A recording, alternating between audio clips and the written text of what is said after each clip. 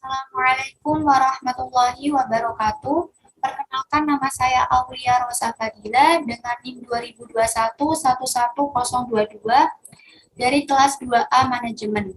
Di sini saya akan menjawab soal-soal UTS Bahasa Indonesia. Soal yang pertama, jelaskan berdasarkan temuan mahasiswa di lapangan, faktor apa saja yang menyebabkan terjadinya kesalahan penulisan ejaan. Berikan contoh kesalahan ejaan yang sering muncul. Faktor yang menyebabkan terjadinya kesalahan ejaan adalah kurangnya penguasaan kaidah penulisan ejaan, kurang ketelitian dalam menulis, dan keterbatasan waktu dalam pembelajaran menulis. Contoh kesalahan ejaan yang sering muncul. Yang pertama, photocopy. Yang benar adalah fotokopi. Yang kedua, mi. Yang benar adalah mi tidak menggunakan huruf E. Yang ketiga, telur. Yang benar adalah telur menggunakan huruf U, tidak huruf O. Yang keempat, izin. Yang benar adalah izin menggunakan huruf Z, tidak J. Selanjutnya, soal nomor 2. Bagaimana langkah membedakan kutipan langsung dan kutipan tidak langsung dalam proses pengutipan? Jelaskan dan berikan contohnya. Kutipan langsung dapat dibagi menjadi beberapa jenis, yakni kutipan langsung kurang dari 4 baris dan lebih dari 4 baris. Cara menulis kutipan langsung kurang dari 4 baris. Yang pertama, kalimat kutipan harus diintegrasikan dengan teks. Yang kedua, kutipan diapit dengan tanda kutip atau petik 2. Yang ketiga, setelah kutipan, jangan lupa menuliskan sumber berupa nama pengarang, tahun terbit, dan nomor halaman di dalam tanda kurung. Selanjutnya, cara menulis kutipan langsung lebih 4 baris. Yang pertama, penulisan kutipan dipisahkan dengan jarak 3 spasi dari teks. Yang kedua, kutipan boleh diapit dengan tanda kutip atau petik 2 atau tidak. Yang ketiga, setelah kutipan, jangan lupa memberi keterangan sumber aslinya. Di sini saya mengambil contoh kutipan langsung kurang dari 4 baris. Dalam membuat sebuah karya ilmiah jenis penelitian, eksplorasi pustaka merupakan sesuatu yang harus dilakukan untuk mendapatkan kebenaran data yang ingin diteliti. Di sini merupakan sumber kutipan, Agung Hermanto merupakan nama pengarang, 2009 merupakan tahun terbit, 15-16 merupakan nomor halaman. Selanjutnya, kutipan tidak langsung. Cara menulis kutipan tidak langsung. Yang pertama, kutipan diintegrasikan dengan teks. Yang kedua, jarak antar baris kutipan adalah spasi ganda. Yang ketiga, kutipan tidak diapit dengan tanda kutip atau petik 2. Yang keempat, setelah kutipan, jangan lupa untuk menuliskan sumber kutipan. Contohnya, kecerdasan buatan merupakan suatu sistem yang di dalamnya terdapat entitas ilmiah yang berfungsi untuk memproses data eksternal secara cepat dan akurat. Ini merupakan sumber kutipan. Michel Du merupakan nama pengarang, 2016 merupakan tahun terbit, 27 merupakan nomor halaman.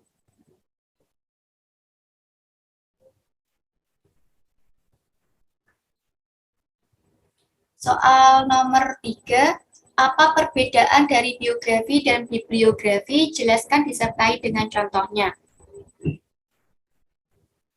Biografi adalah riwayat hidup seseorang yang ditulis oleh orang lain. Dalam biografi dijelaskan secara lengkap tokoh yang ditulis dari lahir hingga meninggal, serta disebutkan juga jasa dan karya yang telah diciptakan oleh tokoh yang digambarkan dalam biografi. Contohnya, biografi singkat Gus Dur. Kiai Haji Abdurrahman Wahid atau akrab disapa Gus Dur merupakan sosok yang dikenang sebagai presiden paling humoris. Ia lahir pada 4 Agustus 1940 di Jombang, Jawa Timur. Ia berasal dari keluarga santri yang merupakan pendiri Nahdlatul Ulama. Gus Dur sempat berkuliah di Universitas Al-Azhar dan Universitas Baghdad. Semasa muda, ia menulis di beberapa media seperti Kompas, Tempo, dan majalah Horizon.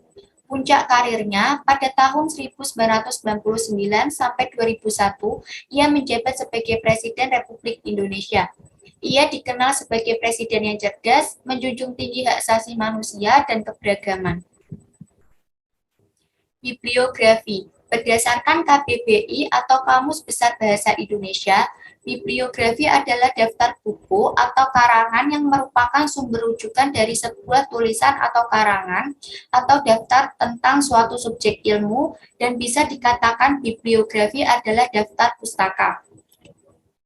Bibliografi mencakup deskripsi buku yang meliputi judul, pengarang, tahun terbit, nama penerbit, serta kota terbit. Contohnya, Setiabudi A.N. merupakan nama pengarang, 1985 merupakan tahun terbit, Cakrawala Nusantara merupakan judul, Jakarta merupakan kota terbit, Gramedia merupakan nama penerbit. Selanjutnya, Depdikbud merupakan nama pengarang, 1989 merupakan tahun terbit, Kisah Penulisnya sebagai Pahlawan merupakan judul, Jakarta merupakan kota terbit, Balai Pustaka merupakan nama penerbit. Selanjutnya soal nomor 4. Apa perbedaan makna antara kata pukul dan jam? Jika dilihat dari penggunaan untuk menunjukkan kata pergantian waktu, jelaskan disertai dengan contoh kalimatnya. Kata pukul digunakan untuk menyatakan waktu tertentu atau suatu peristiwa yang terjadi. Contoh, Budi pulang sekolah pukul 3 sore dengan menaiki sepeda motornya. Yang kedua, adikku selesai belajar pada pukul 8 malam. Kata jam menunjukkan masa atau jangka waktu yang sering disebut durasi. Contoh, setiap hari Minggu saya berolahraga selama 1 jam dengan bersepeda di taman.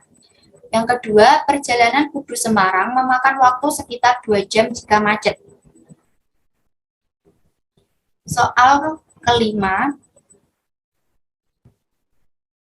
bahasa berdasarkan hakikatnya merupakan sistem bunyi bermakna. Jelaskan pernyataan tersebut dan apa kaitannya antara sistem bunyi bermakna dengan penggunaan bahasa. Bahasa merupakan deretan bunyi yang bersistem sebagai alat atau instrumentalis yang menggantikan individual dalam menyatakan sesuatu kepada lawan tutur dan akhirnya melahirkan kooperatif di antara penutur dan lawan tutur. Dalam hal ini dapat dijelaskan bahwa bahasa dalam wujud bunyi yang bersistem tersebut memiliki peran pengganti bagi penutur untuk menyatakan gagasannya yang kemudian direspons oleh lawan tutur sehingga terjalin komunikasi yang baik. 5 sifat bahasa yang berwujud bunyi sebagai berikut. Yang pertama, bahasa merupakan seperangkat bunyi yang bersistem dan dikeluarkan oleh alat bicara manusia. Yang kedua, hubungan antara bunyi bahasa dan objek atau reference bersifat arbitrary atau mana suka.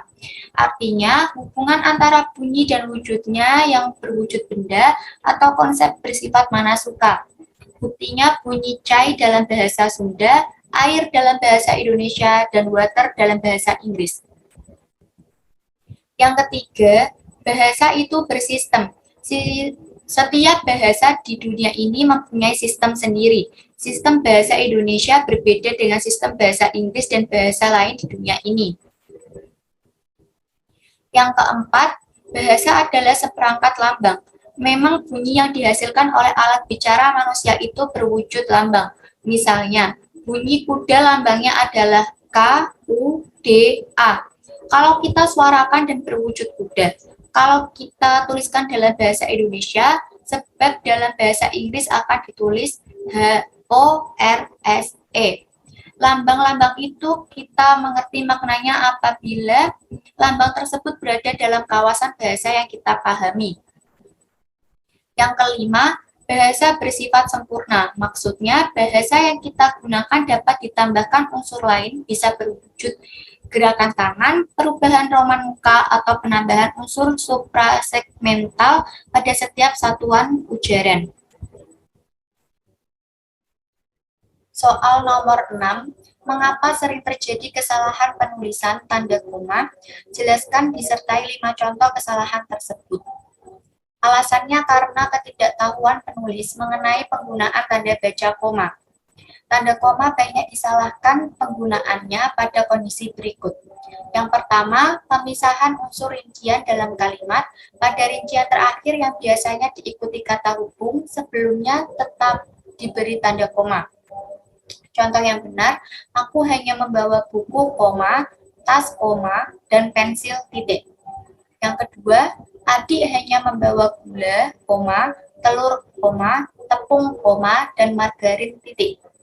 Contoh yang salah, aku hanya membawa buku, koma, tas, di sini tidak terdapat tanda koma, dan pensil, titik. Yang kedua, Adi hanya membawa gula, koma, telur, koma, tepung. Di sini tidak tercantum tanda koma, dan margarin. Yang kedua, pemisah antara anak kalimat yang mendahului induk kalimat. Hal ini tidak berlaku bila induk kalimat yang mendahului anak kalimat. Contoh yang benar, karena diejek oleh teman-temannya, koma, Adi tidak mau sekolah lagi, titik. Contoh yang salah, Adik tidak mau sekolah lagi, koma, karena diejek oleh teman-temannya, titik. Yang ketiga, penggunaan mengikuti kata hubung. Tanda koma terletak sebelum kata hubung yang terletak di tengah kalimat dan setelah kata hubung yang terletak di akhir kalimat. Contoh yang benar, dia sangat pandai bergaul di luar koma, tetapi sangat diam jika di dalam rumah, titik. Contoh yang salah, dia sangat pandai bergaul di luar tetapi, koma, sangat diam jika di dalam rumah.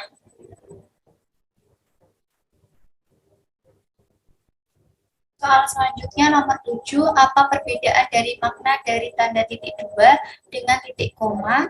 Jelaskan disertai 2 contoh penggunaan tanda tersebut yang benar. Yang pertama, tanda titik 2 dipakai pada akhir suatu pernyataan lengkap yang diikuti pemerincian atau penjelasan. Mereka memerlukan perabot rumah tangga titik 2, kursi, koma, meja, koma, dan lemari, titik. Selanjutnya, hanya ada 2 pilihan bagi para pejuang kemerdekaan, titik 2, hidup atau mati, titik. Yang kedua, tanda titik 2 tidak dipakai jika perincian atau penjelasan merupakan pelengkap yang mengakhiri pernyataan. Kita memerlukan titik 2, kursi, koma, meja, koma, dan lemari. Tahap penelitian yang harus dilakukan meliputi titik 2, persiapan, koma, pengumpulan data, koma, pengolahan data, koma, dan pelaporan. Yang ketiga, tanda titik 2 dipakai sesudah kata atau ungkapan yang memerlukan pemberian, penjelasan, penggambaran. Ketua titik 2 Ahmad Wijaya, koma, sekretaris titik 2 Siti Aryani, koma, bendahara titik 2 Aulia Arimbi. Selanjutnya, yang pertama, tanda titik koma dapat dipakai sebagai pengganti kata penghubung untuk memisahkan kalimat setara yang satu dari kalimat setara yang lain dalam kalimat majemuk. Hari sudah malam, titik, koma, anak-anak masih membaca buku, titik. Ayah menyelesaikan pekerjaan, titik, koma, ibu menulis makalah, titik, koma, adik membaca cerita pendek, titik. Selanjutnya, Pak Guru menerangkan, titik, koma, murid-murid mendengarkan, titik. Yang kedua, tanda titik koma dipakai pada akhir perincian yang berupa klausa. Syarat penerimaan pegawai di lembaga ini adalah titik 2, berkewarganegaraan Indonesia, titik, koma, berijazah sarjana S1, titik, koma, berbadan sehat, titik, koma, dan bersedia ditempatkan di seluruh wilayah negara kesatuan Republik Indonesia. Yang ketiga, tanda titik koma dipakai untuk memisahkan bagian-bagian pemerincian dalam kalimat yang sudah menggunakan tanda koma. Ibu membeli buku, koma, pensil, koma, dan tinta, titik, koma, baju, koma, celana, koma, dan kaos, titik, koma, pisang, koma, apel, koma, dan jeruk, titik. Selanjutnya, agenda rapat ini meliputi pemilihan ketua, koma, sekretaris, koma, dan bendahara, titik, koma, penyusunan anggaran dasar, koma, anggaran rumah tangga, koma, dan program kerja, titik, koma. dan pendataan anggota, dokumentasi, dan aset organisasi. Selanjutnya soal nomor 8. Jelaskan mengapa sering terjadi kesalahan penulisan huruf miring. Berikan contoh kesalahan tersebut disertai dengan pembenarannya. Kesalahan pada penulisan huruf miring terjadi karena kurangnya pemahaman tentang kaidah pemakaian huruf miring atau dapat juga disebabkan kurangnya ketelitian penulis. Perlu diingat juga bahwa dalam tulisan tangan, huruf atau kata yang akan dicetak miring diberi satu garis di bawahnya. Contoh, yang salah, majalah Pujangga Baru menggelorakan semangat kebangsaan. Yang benar, majalah Pujangga Baru ini diberi satu garis di bawahnya, menggelorakan semangat kebangsaan. Selanjutnya, soal yang ke-9. Jelaskan bentuk kesalahan penulisan konsonan dan vokal pada karya tulis ilmiah. Berikan contoh kesalahan tersebut disertai dengan pembenarannya. Penulisan karya ilmiah bagi mahasiswa mungkin tidak semudah menulis artikel bebas atau buku harian. Karya ilmiah biasanya merupakan mata kuliah yang berkaitan dengan tugas akhir seperti skripsi atau tugas akhir ujian akhir semester seperti makalah. Di dalam karya ilmiah seperti makalah atau skripsi sangat memperhatikan sistematika penulisan, ejaan, pembacaan referensi atau literatur pustaka yang membutuhkan waktu yang relatif lama, serta harus memperhatikan jumlah halaman antar tiap bab. Berikut merupakan contoh data yang masih salah dalam pemakaian huruf konsonan D, yaitu sebagai berikut. Podomoro seharusnya pada marah.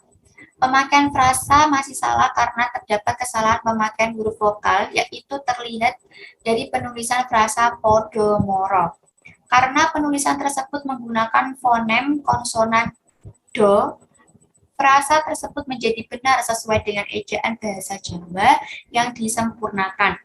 Apabila pada konsonan do tersebut diganti dengan fonem konsonan da, maka frasa Podomoro seharusnya ditulis dengan padamara yang artinya berdatangan.